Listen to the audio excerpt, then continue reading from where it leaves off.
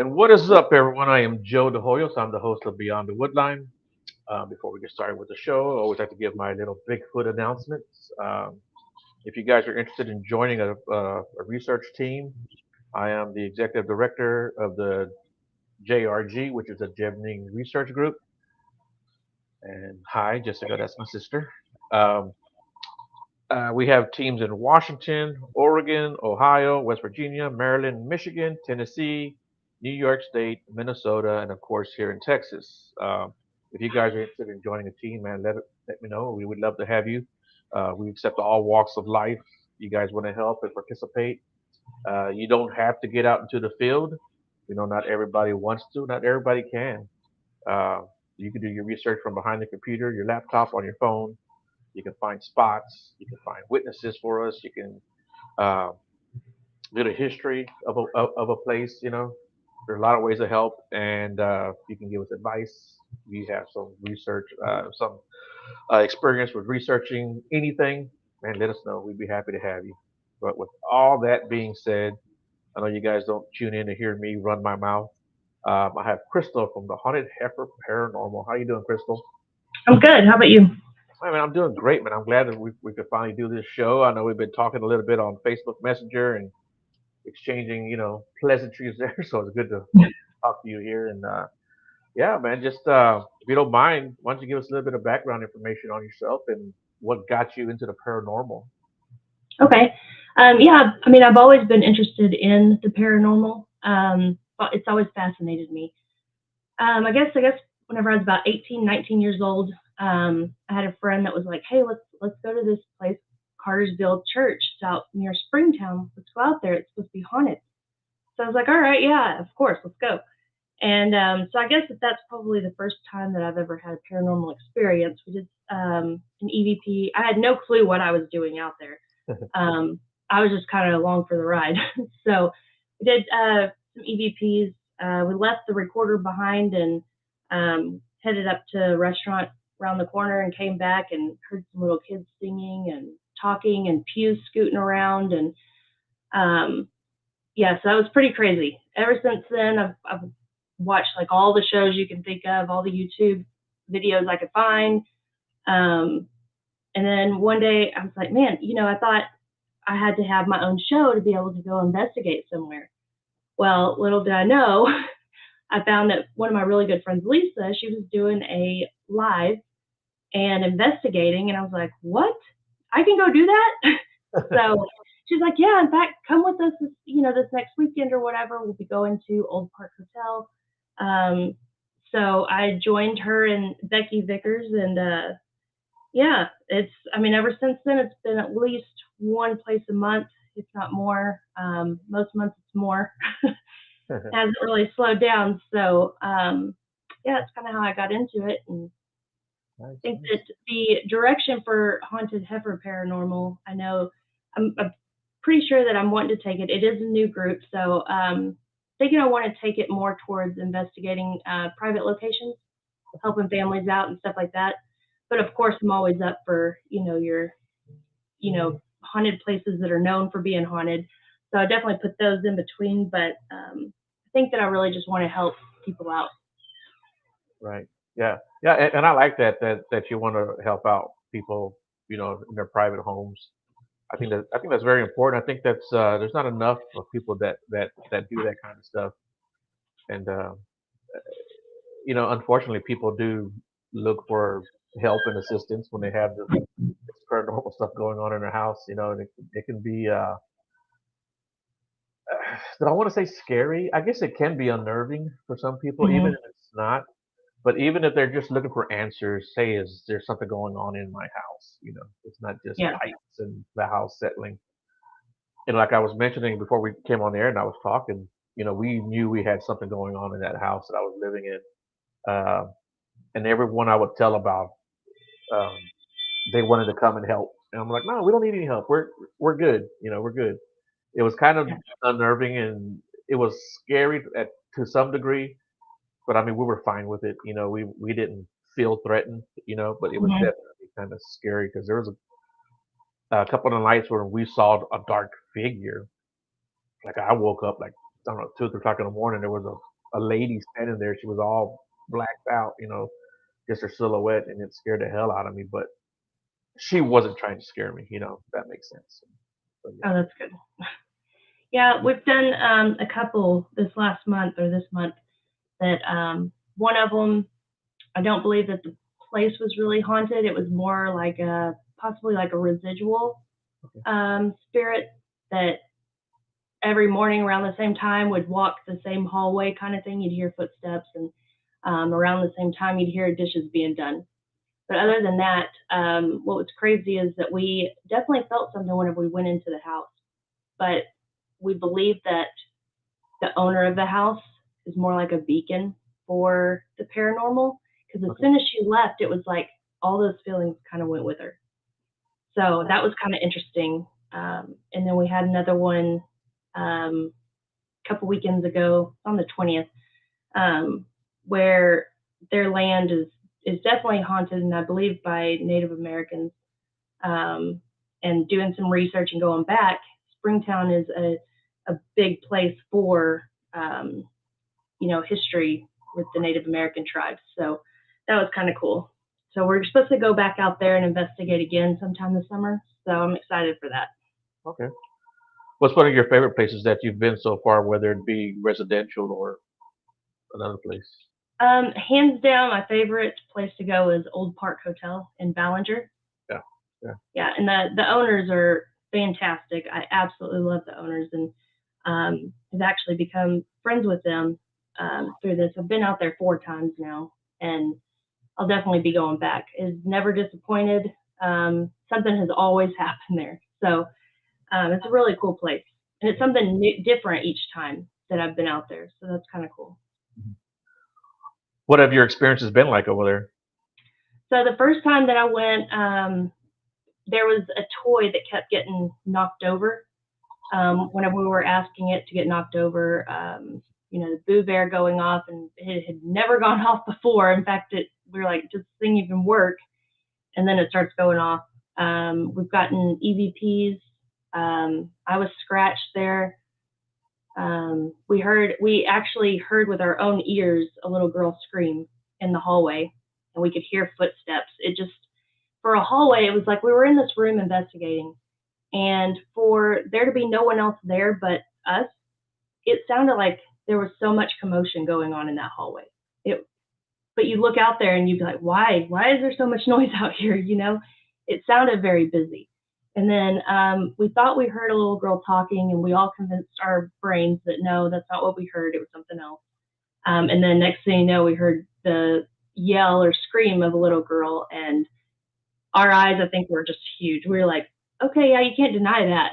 So that's the first time I've been able to hear it with my own ears and not through another device. So that was really cool. And then in photos, my face has been changed. Like, I didn't really look like myself. And there were back-to-back pictures my daughter was taking in the mirror. I decided to photobomb her, in the background trying to be funny. And she's looking at them. She's like, Mom, your face doesn't look like you. And I was like, what? So I started looking at them, and I was like, okay. I got like full body chills. I was like, oh my gosh, that's creepy. So that was kind of cool. And I've heard that other people have had the same experience there. So with the face changing and stuff. So, and apparitions, we've gotten apparitions. It's quite a bit of stuff that we've gotten there, using all the devices. We always get activity there, flashlight method, all of it. So, but yeah, those are some of the cooler things that I've experienced there. I will say that the jail, Reynolds County Jail across the street.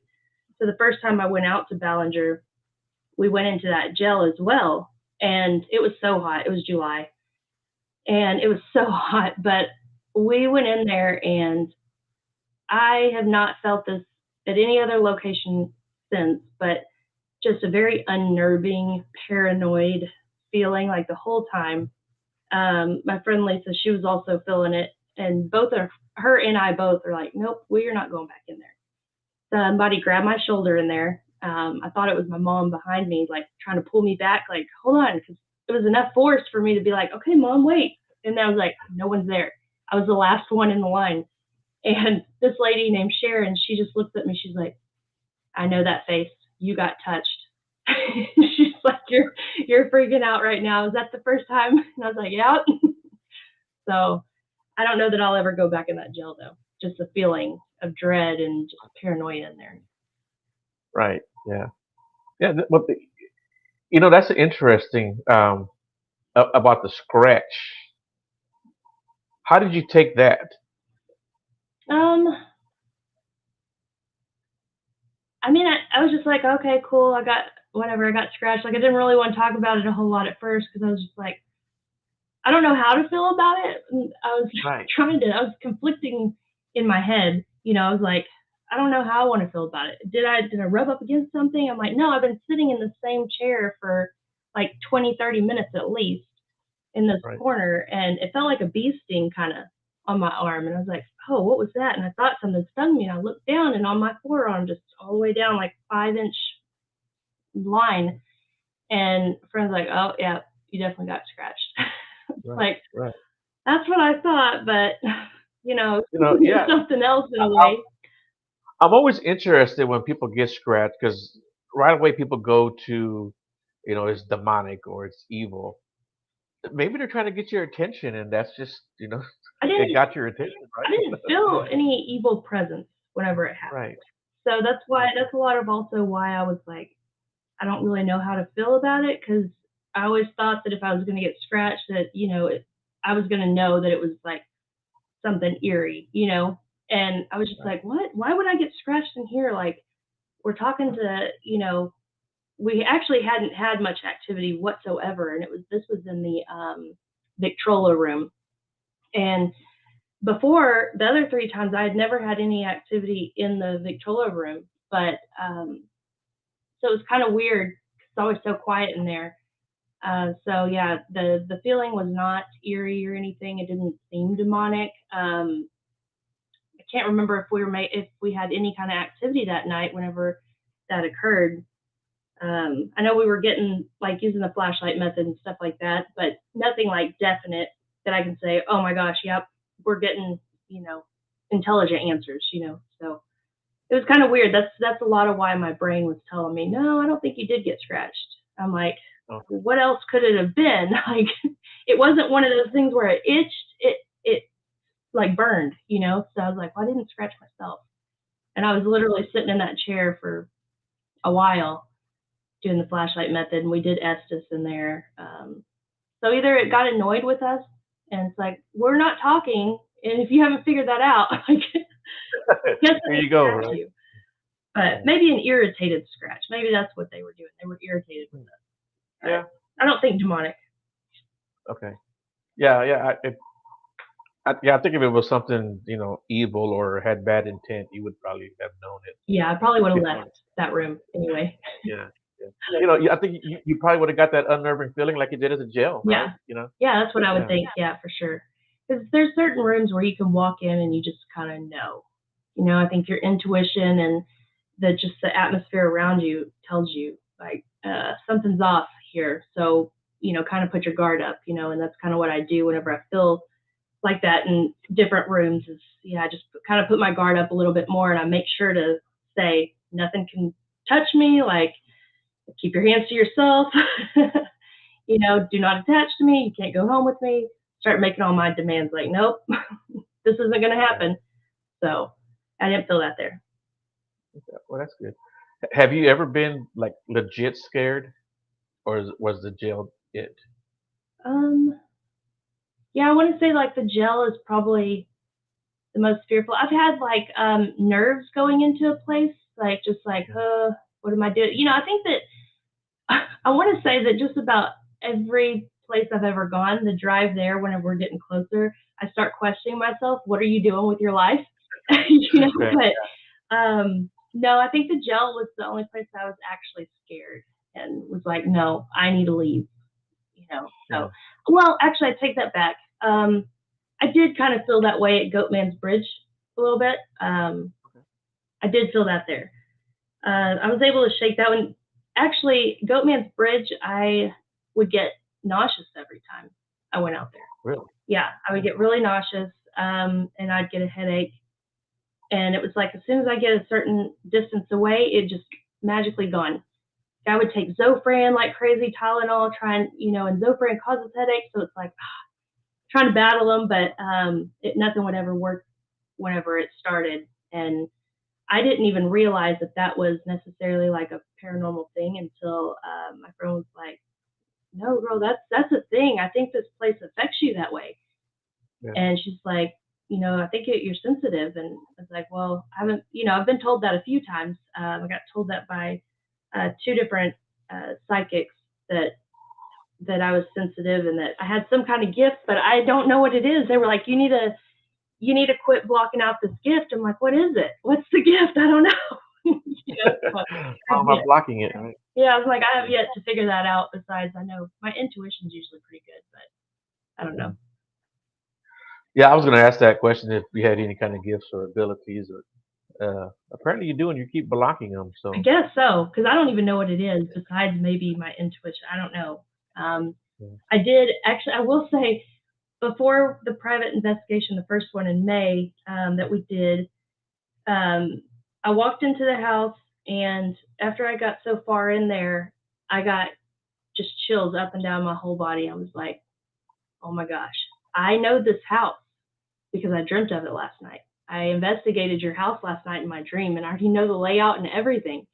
So that was kind of eerie, but that was the only time that, it was that spot on. I've dreamt things and it's happened within a couple days before, but nothing that specific, which I thought was kind of cool. And so I'm trying to be more open to my intuitions, my dreams, stuff like that. And I tried telling like my husband or my friend about them. So that, if it does happen, then they can help me remember that, hey, that, you told me about that. My memory's not great. So, so I'm still trying to figure that part out. Try not to be so closed off, though. That's really interesting. That you dreaming about the house and then you go there and investigate it, and it's the same layout. Yeah, it was strange. The thing is like the wall between the living room and the kitchen, there was like how it has like the cutout so you can see into the living room in some kitchens. Well, in my dream, that's what it had, and the door into the kitchen was a little bit wider, and those were the only differences in this entire house. And I told the lady, the owner of that, and she's like, I think that you are meshing my two houses together. The next house I want you to investigate. She's like, the kitchen in my other house, you're explaining it the same way, and it has a real big entrance door to the kitchen. So we did investigate that house as well, and I was like, okay, I see what she's saying. So I think that maybe I was putting them together, but that was kind of cool. Yeah. I'm always interested in dreams, and I said this on my last show that I think sometimes dreams are just dreams, right? Mm-hmm. I think there are times when dreams actually do mean something, or they're trying to tell you something. Oh, without a doubt. Yeah. Without a doubt. I have different books on dreams because I definitely believe that your dreams are trying to tell you something. I think that it's important to listen to your dreams because you may be dealing with something internally that you don't realize that you're dealing with, but your unconscious self does know that you're dealing with it. Any kind of like events that you're trying to work through that you don't realize you're actually struggling with. So I think it's important to listen to your dreams. Yeah. I completely agree with that. I think there are times when we are dealing with stuff in our day-to-day life, and we try to push it down, and and it'll come out in your dreams. Yeah, for sure. So what is, or who does your team consist of? So I just formed this group in Haunted Heifer Paranormal in May or April. No, sorry, it was April. So it's still new. So I was with Becky Vickers and Lisa and Angie, and we were going to Ballinger, and we were sitting at lunch, and Becky has a group called Beck's Ghost Hunters, and then Lisa and Angie are in Ghost Girls of Dallas. So we were all just kind of sitting there, and Becky had mentioned, I got to tell y'all something. My feelings are kind of hurt because y'all haven't asked to be Beck's Ghost Hunters. And at this point, I had already come up with Haunted Heifer Paranormal, and we were like, well, Becky, I thought that was kind of one of those things like you're supposed to ask us, you know, we've been waiting on you to ask us. So we kind of solidified that we're all in each other's groups. So right now it consists of my husband and then Becky, Lisa, and Angie. So yeah, but I haven't really figured out kind of which direction to go with it since they kind of have their groups that they're trying to focus on. I just started this one, and so we're together, but we still have our separate entities kind of. Right. So Yeah. that's where we're at Yeah. right now. Yeah. And I think that's great because, like, at the beginning of the show, I talked about me being with the Gemini Research Group, doing Mhm. Bigfoot. So anytime I go out, I'm under that flag, but I also do my own research, on my own, So yeah, I think that's great. I certainly have people that will call me up and say, "Hey, can you want to come hang out with us? And we're going over here this weekend or whatever." I'm like, "Hell yeah, I'll go." So Yeah. yeah, Yeah, the four of us, we do a lot together. I think that we've done just about every investigation together. It's been me and one of them at least. So, um, yeah, we are always together. I just haven't really figured out what direction necessarily. If I want to keep it like just with myself, or if I want to make a big group, or if I want it to be like a duo. I don't really know yet. I just right, know that um, pretty sure that I'm going to take it more towards like helping families out and doing private investigations. It's kind of, I think, the direction that I'm going to go with it. Like I said, and obviously do other haunted places that are notoriously haunted, but yeah, I want to focus on helping people. So yeah, that's good. I like that you want to do that. yeah, Who came up with the name? so I love cows. I always have. Before cows were even cool, I liked cows. Okay, that's one of those things that I'm like always upset because I'm like I had cow print before cow print was cool, and Right. so I've always been really obsessed with cows. And we kind of thought of like what was it, Lonely Souls Paranormal, and I'm just a social butterfly kind of like I like being around people and stuff like that. And I was like, I don't know. My husband likes it, and it would fit his personality. He's very introvert, so it makes sense.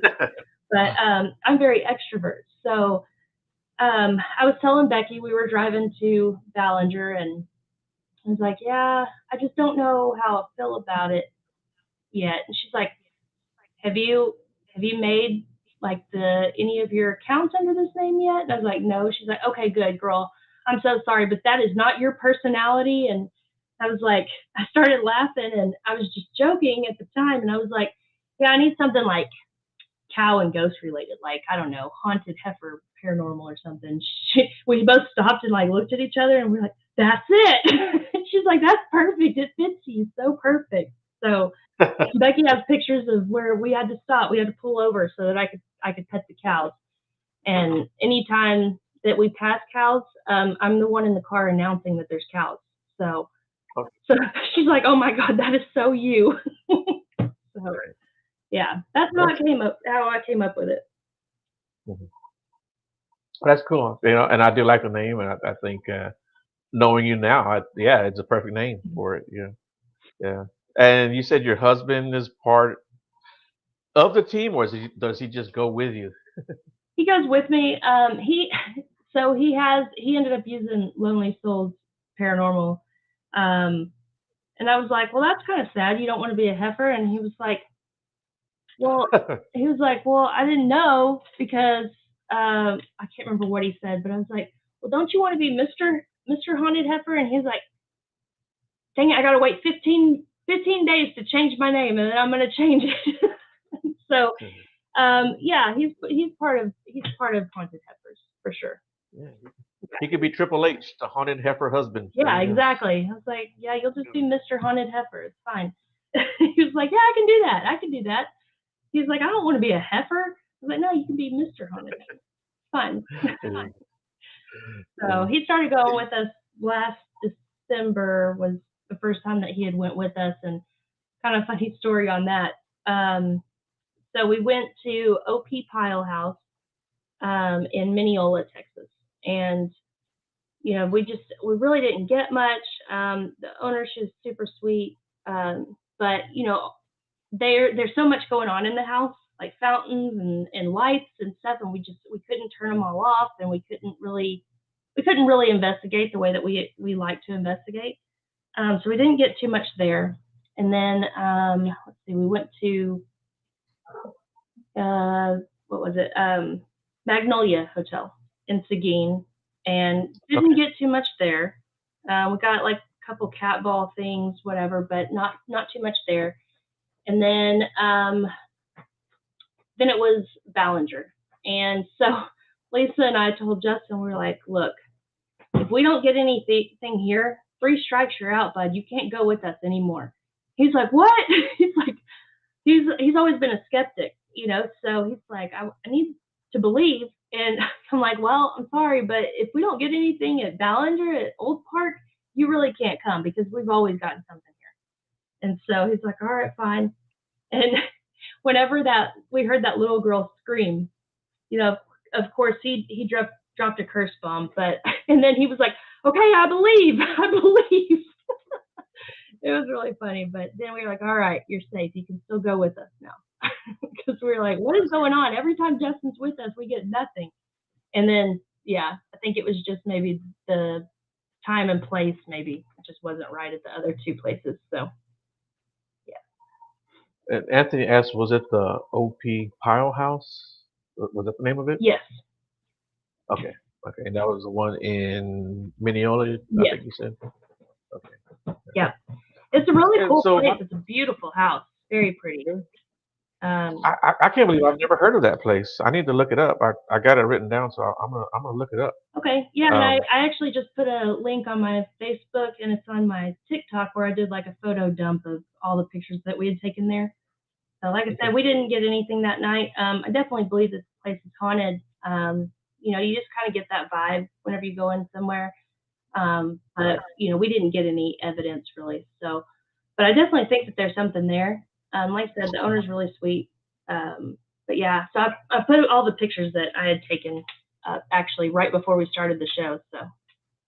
Okay. Okay. Anthony says it has 19 spirits. That's what the owner told us.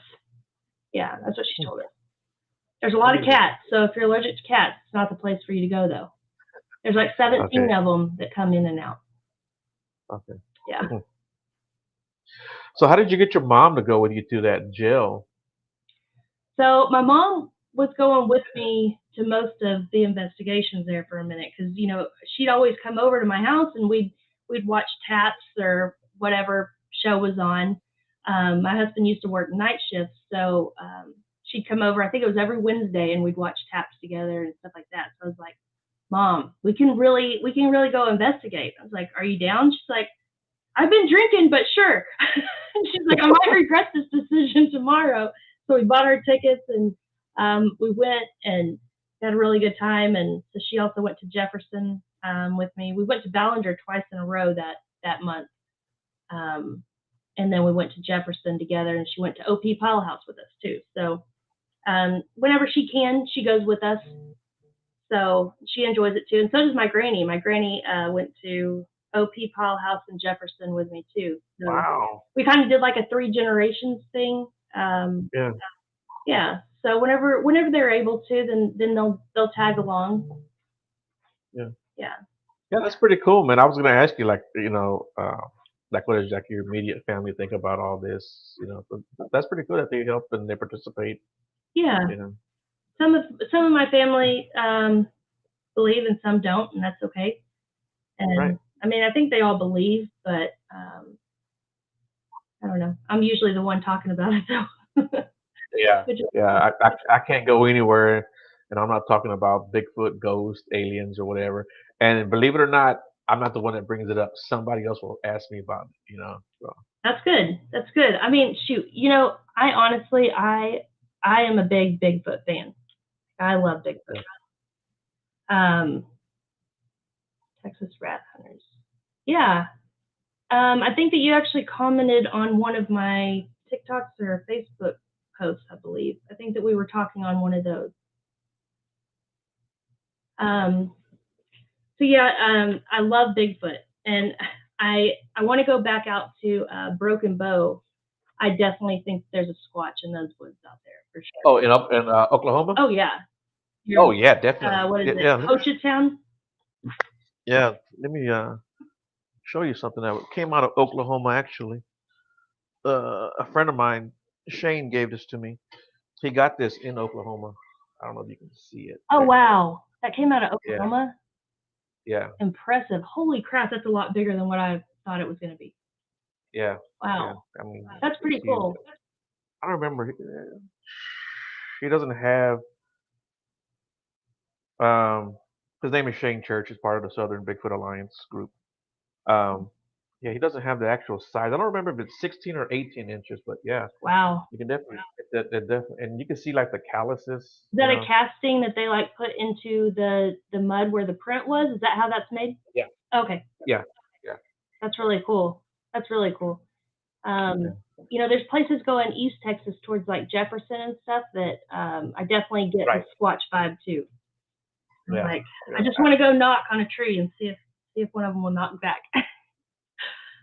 Like, Yeah. Yeah. I love East Texas.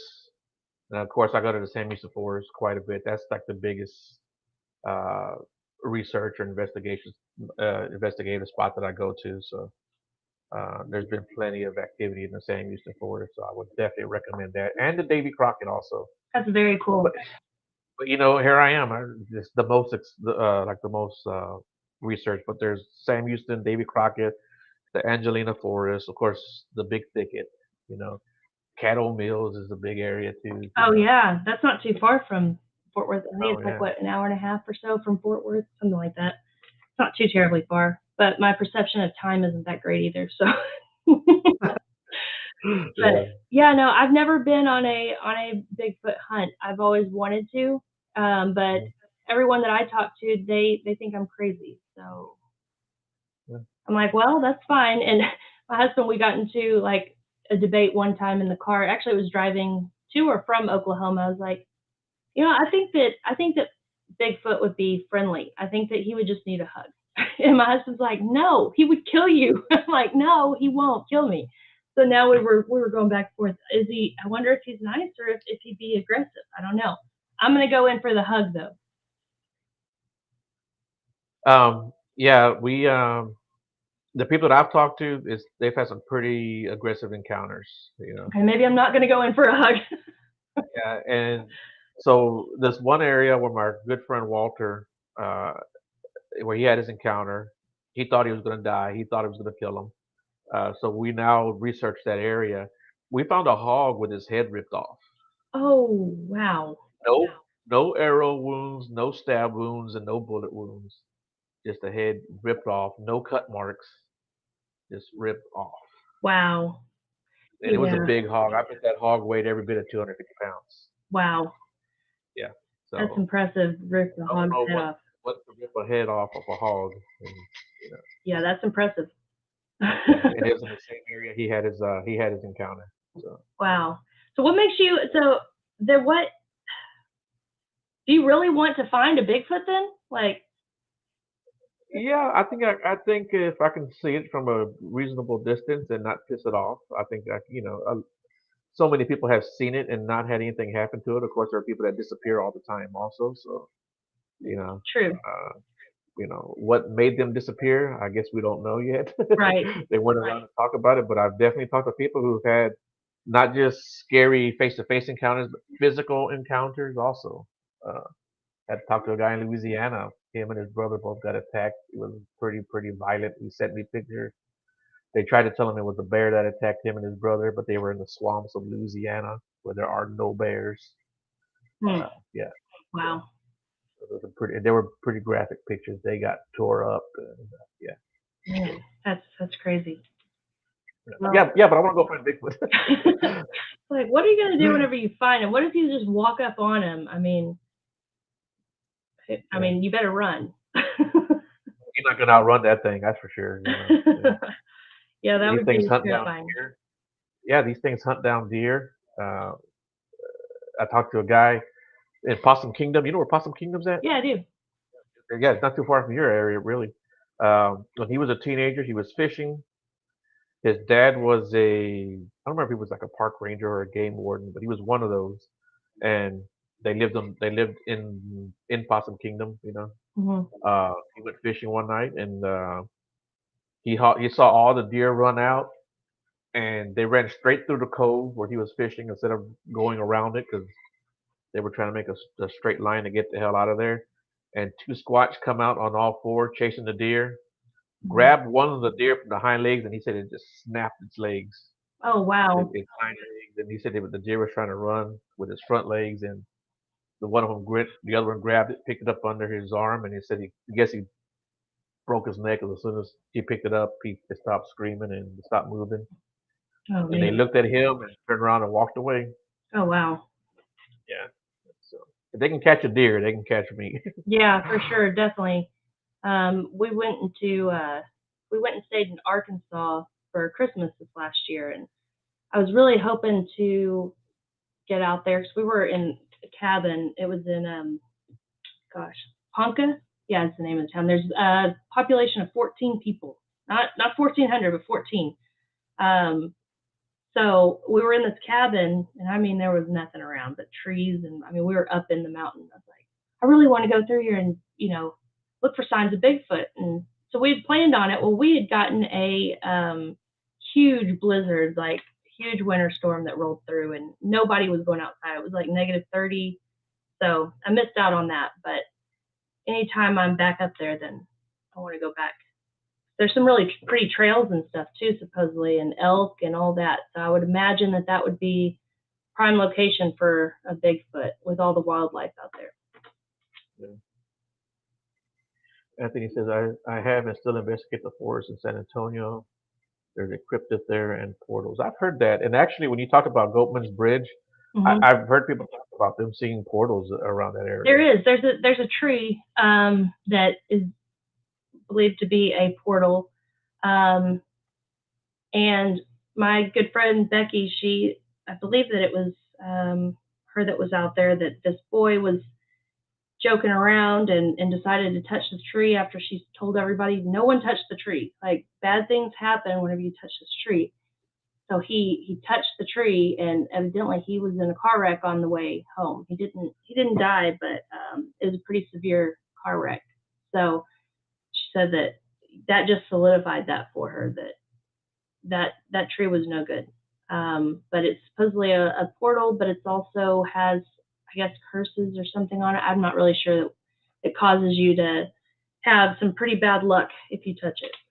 So I stayed away from that tree. There's a lot of satanic stuff that happened out at Goatman's Bridge. So I think that there's a lot more demonic stuff out there just because of people manifesting it out there and all the stuff that they do out there, all the satanic rituals. There's a few times that we saw like the circle of sticks and where they had done a sacrifice in the middle of it and stuff like that. It's gotten a little bit crazy out there. Yeah. Yeah, I used to go to this area. Um, are you familiar with Patterson Road here it's like outside of Katy, I want to say, or maybe close to Katy, Texas. I Um, have read about Patterson Road in one of the books, I think, but no, I don't yeah. know where it's at or much about it. Yeah. When I was in high school, we used to go out there and because it was called Blue Light Cemetery at the time. And yeah, there would be like all kinds of people performing rituals out there and what have you. So it kind of made it hard to really go out there. And even still now to this day, if you go out there, it's kind of crowded. But I heard that there's a lot of people get good EVPs, some good pictures out there too. So it's some place that I would like to go to. Maybe I'll go during the week, when there's probably hopefully not that many people. And then in East Texas, there's Saratoga Road. Have you heard of that Yes, one? I have heard of that one for sure. Yeah, I haven't gone there, and I get invited all the time, and I need to finally get out my butt out there and go. But yeah, I heard there's lights out there too that people see, and they say it looks like a motorcycle down the road, and no matter how fast you drive, you won't catch up to it, or Yeah, I have you heard know, that. Yeah, in fact, I think I was just reading about that the other day. Goodness, yeah, and it was something about headlights. right? Yeah, Place that I really want to go with lights or whatever is down in like near Terralingua. I want to stay in Terralingua, and then go see Marfa Lights. The Marfa Lights. Mm-hmm. Yeah, I think that would be kind of cool. Yeah, I actually drove by Marfa, but it was in the daytime, so we didn't stop. Oh But I man, wish I would have drove by. Yeah, if I'd have drove by at night, I think we definitely would have stopped. But, I mean that's a little trek for us. I think it's yeah, like what 9 hours or something like that to Terralingua. I was actually going. Yeah, I was going to El Paso, so Oh, okay. Paso. Shoot, But you think about it, and I mean, shoot, Texas from one side to another is easily like what 12 plus hours. it's like 14. It's like 14-hour trip if you want to cross Texas. Yeah, It's crazy. Yeah, it took us about 16. We just went to Florida for spring break to see my brother and stuff, and yeah, that was like 15 and a half hours. And I was like, can you imagine? Like, we just drove across Texas pretty much. Yeah. I was like, that's insane. Like a little bit over that, but I'm like, that's crazy. Like putting it into perspective, just how big Texas is. And it's crazy all the different places that I have not been yet in Texas. So I have a lot of places to go. Yeah. Yeah, and I think there's a lot of neat places to investigate too. You know, not just Bigfoot, but paranormal stuff. I think there's a lot of places in Texas that, um, I mean, hell, you name it. That OP Powerhouse. I didn't know that thing existed. Or even the Magnolia Hotel. I didn't know that existed. Yeah. And I'm always trying to find a place closer here to home. I don't know if Shannon's still listening, but I was calling her, trying to get some ideas on how to ask these places, hey, can I go and investigate? So. Yeah, Magnolia is not far from you. It's in Seguin. Yeah. So that's not far from you. It's just hard to get in there unless you want to go on a weeknight. But I work a full-time job still, so weeknights aren't really possible most of the time. So luckily we went on Good Friday. That one was open. No one wanted to go on Good Friday, so that's when we went. But every other Friday and Saturday is completely booked, so it's hard to get in there. And I even emailed the owners and asked, okay, can I book like 2 months out? They only open up like a month and a half at a time, so you have to be ready, waiting to book like right whenever they open it up. So it is hard to get in there. You're not allowed to video or record or post anything that's video. You can take pictures, all the pictures you want, but you can do all the audio, but no video unless you want to pay a lot of money. So that's unfortunate, but yeah. That's kind of crazy. I mean, you think they'd want you to video and promote their stuff, Yeah. Yeah. I'm not too sure why. I guess it's maybe that. I'm not really sure, but I know that I was talking to a guy and he said, no, you can video, but you have to pay quite a bit of money to release video. So. Okay. Well, yeah. I know where I'm not going. Yeah. I mean, it's a really cool place, and I would go back because it is a really cool place. But that's kind of the bummer, and you can post all the pictures and audio that you want, just not video. So. Yeah. Or if you do it, you better be really good at hiding who you are. Right. Yeah, exactly. This is found footage. Right. That didn't come from me though. So what do you got coming up next? Do you have any investigations you have planned? In July we're going to go to Dillon Funeral Home. That's in Cleburne, so that's only like 40 minutes from us. Not even that. I think it's about 30-minute drive from where I'm at. And then in August we're supposed to go to Alton, Illinois, to Mineral Springs Hotel. And then in September we're going to go to McIntyre Villa in Kansas. So that's kind of the big places that I have lined up right now. And then, we're always down for going and checking out new cemeteries in the area and stuff like that, doing some EVPs out there and just anything close by. And then, of course, if anyone contacts me about investigating their home, then, I'm going to fit that in where I can too. So that I'm trying to make priority. So as long as it's within, a reasonable drive, then, I don't mind, going and making a short weekend of it. So. Yeah. Yeah, I as far as like if someone calls me, you know, they always call me for Bigfoot stuff, of course. So if they call me up, I'll like 6 hours drive is like my max, unless I have time to actually like plan it out, you know. But I'll go further than that. But for the most part, I try to stay local here in Texas, and you know, uh, anybody else calls me up, I'll try to refer somebody else to them. Yeah, you're like right in the center of Texas almost. So it's like it's almost 6 hours probably just to get out of Texas for you, huh? In any Yeah, direction, yeah, but 6 or more. yeah, unless I'm going to El Paso, then yeah, Yeah, yeah. But I don't go that way, you know. But yeah. gotcha. Do you do Paracons or do you go to these conferences at all? I haven't been to one yet. I really want to go. In fact, I wanted to go to the one that was in Ballinger.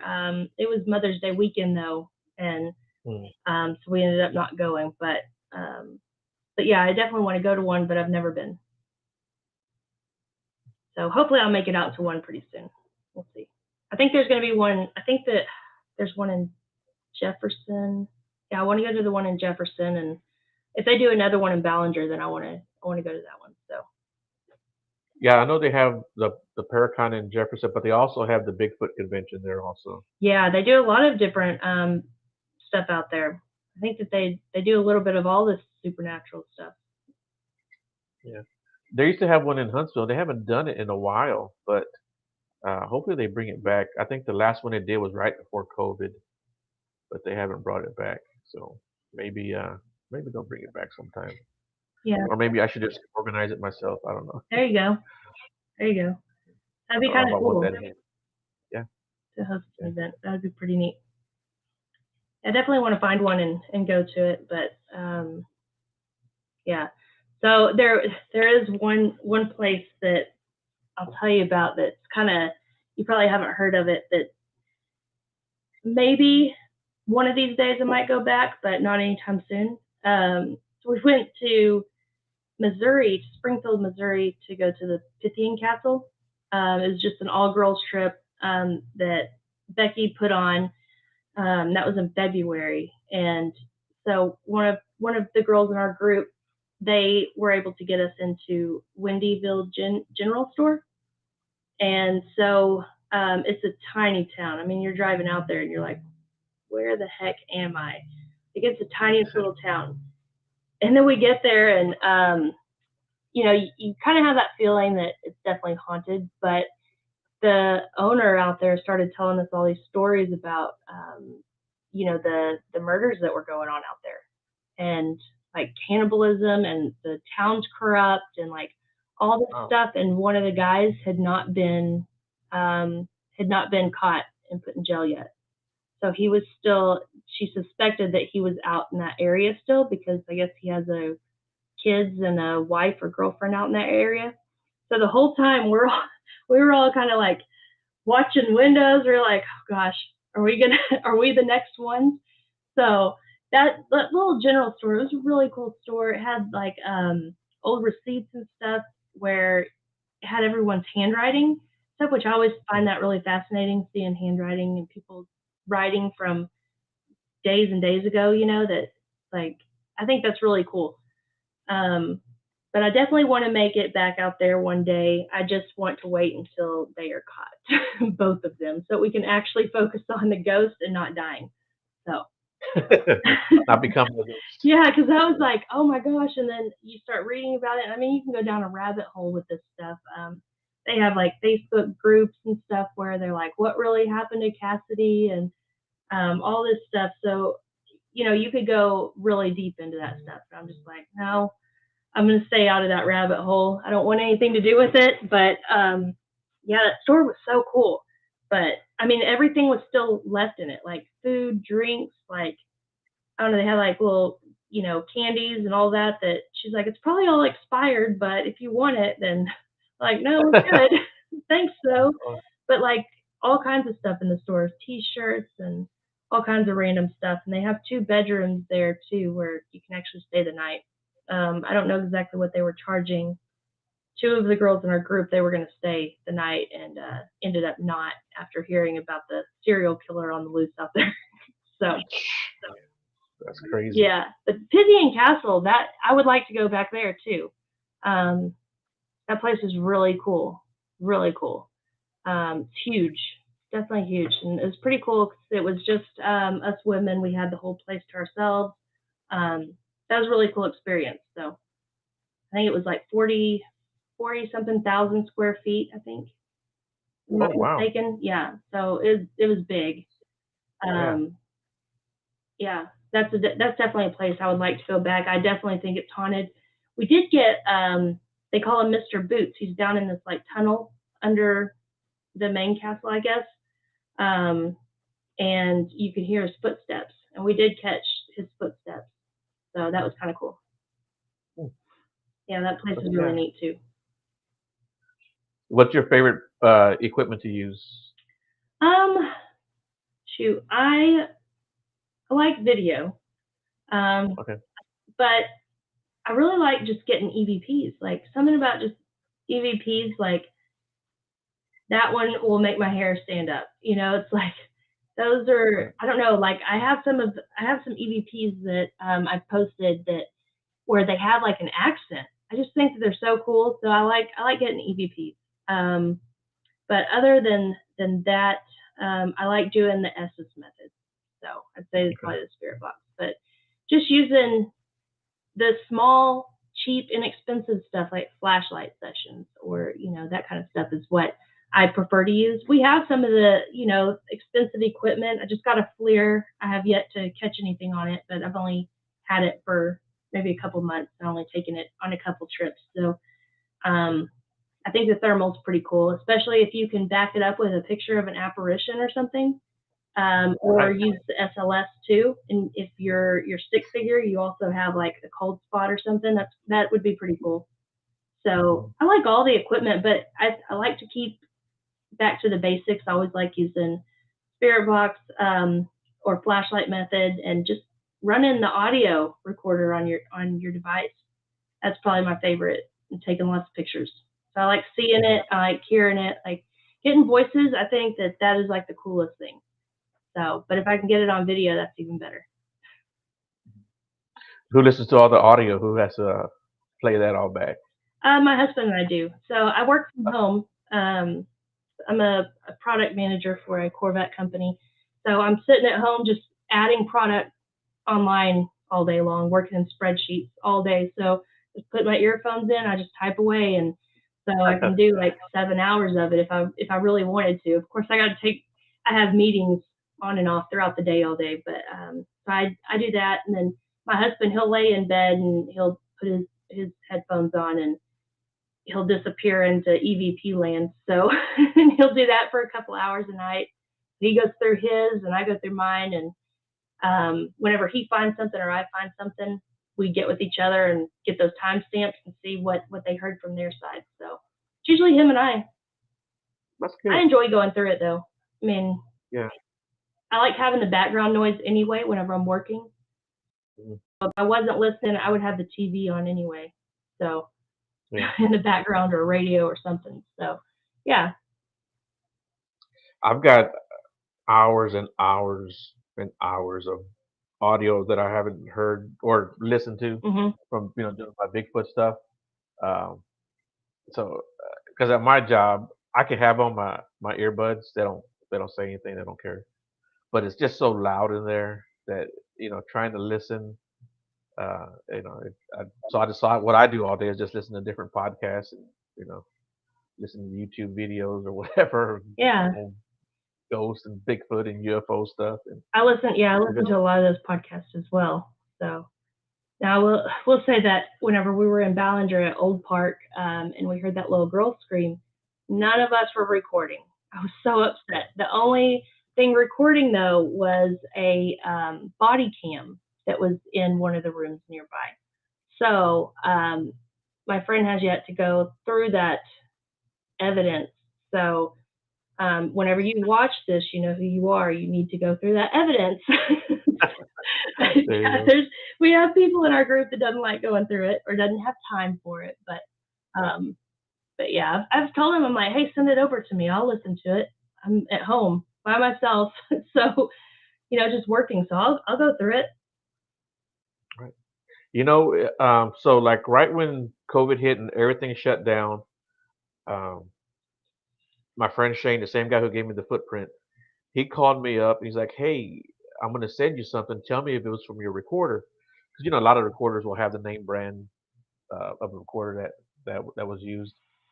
I looked at it and it was like, "Yeah." I said, "Yeah, that one was mine." He says, "Okay," because I gave him my little SD card, and he's like, "Listen to this." He goes, "This is when we were sitting. Well, we were asleep already. We were at the camp." And I said, "Okay," because I always leave a recorder outside in our camping area, like at a table or something. And I hang up those chem lights, the kind you break it and you shake it up and Oh they yeah. glow, right? So I hang those up around different parts of the forest, and then I leave a recorder next to them. So we had went out, man, maybe like 3 years prior. And we just never got a chance to listen to the audio. But during COVID, of course, he wasn't working, nobody was working, so he had nothing else better to do but listen to old recordings. So there's something walking around our camp on 2 feet. You can just hear it crunch, crunch, crunch. And we were like, "Holy shit!" We didn't even realize that until 3, 4 years later Wow. that we had some audio because we don't listen to it. Yeah, it's hard to listen to audio. Just I just don't have time to sit down and listen to 10 hours of audio. Right.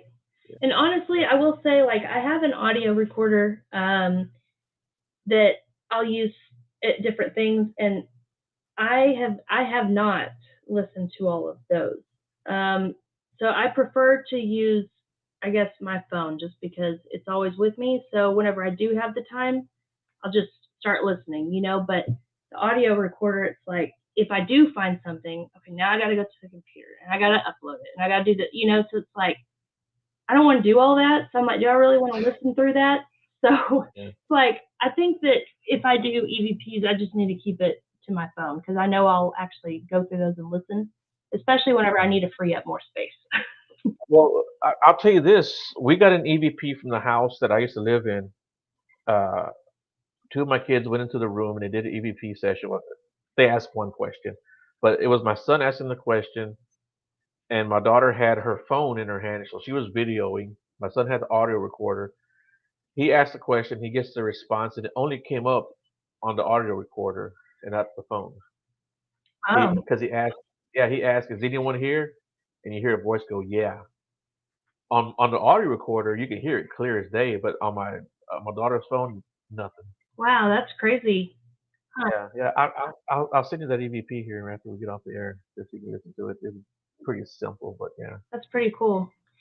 That's Yeah. one thing that I won't do is I won't use any of the equipment in my house. Yeah, me neither. I don't fool around with that stuff in my own house. We talked about how I got my little Bigfoot, Hmm. Sammy. Um, I don't take him into any place just because I don't want to get an attachment. Yeah. So I collect all these Funko Pops, Uh huh. and I want to get Reagan from The Exorcist. Uh huh. The girl. Yep. They have one of her. I'm like, I don't want to get it because she might come with an attachment, and I don't have time True. for Very true. Yeah, all my equipment it stays put away until maybe like the night before an investigation or something. I'll charge everything and then it goes right back in, but I don't ever turn it on or anything in the house. And the girls, I think that I have three girls, and I think that I've put it in their head that we may have a ghost just because I do this, and now Justin's doing it too, and so they were like, no, our house is haunted. I'm pretty sure it is. And they're like, come on, just let us use some of your stuff and let's find. I'm like, no, we will not turn that on in here. Absolutely Yeah. not. I'm like, You, you know, mm-mm. well, not just that, but you don't know if you can invoke something to come in. Yeah, So yeah, yeah, exactly. I'm like, nope, we keep that out of the house. Like, if there's a spirit here, they're being so quiet, like they're not disturbing anything. Like I don't even know that they're here. So we're not going to do that. So I like antiques and stuff, and I'll use like a smudging spray on them and do like a blessing or prayer over them. And so far, I think we're okay. I'm waiting. I feel yeah. like it's inevitable in this field that eventually you're going to have some kind of attachment or something follow you home. But so far, so good, and I'm not trying to make that happen. So Yeah, I think as long as you know how to protect yourself, I think you'll be fine. yeah, Yeah, yeah. yeah. Well, shoot, we're already up here on our hour. If you want to tell people how to reach you and how to find you, your channels, your TikTok, whatever you want to talk about. Yeah, I'm on Facebook, TikTok, Instagram, and other one. Oh, YouTube, obviously. So if you just search Haunted Heifer Paranormal, you'll be able to find me on any of those 3 or 4. Instagram, I'm not too active on. I don't respond to messages there. If something gets posted on Instagram, it's automatically posted through my Facebook or my TikTok. So, but TikTok and Facebook and YouTube, those are my main social media that you can find me on. Just search Haunted Heifer Paranormal. I have links on my Facebook to all of them as well. So. Cool. Yeah. And if you have anything you want me to share, man, tag me in it. I'll share it for you. I'd be happy to share it. I don't know if you're part of my Beyond the Woodline fan page or not, but yeah, I am. Okay. Yeah. So, share away. Okay, cool. And you can also email me at hauntedheiferparanormal@gmail.com. So if anyone has a home that they need investigated or anything, or know somebody, that would be the way to contact me, is through email at hauntedheiferparanormal@gmail. Cool beans, cool beans. Well, Crystal, I really appreciate you joining me tonight. And thanks for the invite. like I said, man, feel free to reach out if you, yeah. If you need anything, reach out. The next time I go Bigfooting, it probably won't be till the beginning of next year, just because I got a busy schedule the rest of the year. Okay. But I'll invite you and your husband to come. Yeah, that'd be so cool. Oh, yeah, that'd be so cool. Definitely want to do that. Yeah, cool. Well, cool beans. Thanks a lot again, and I appreciate everyone in the chat room. You guys always do a great job. I'll have a show next Monday, so I can't remember who is it with, but I'll have a show next Monday. You guys tune in, and I will talk to you guys later. All right. Hold on real quick.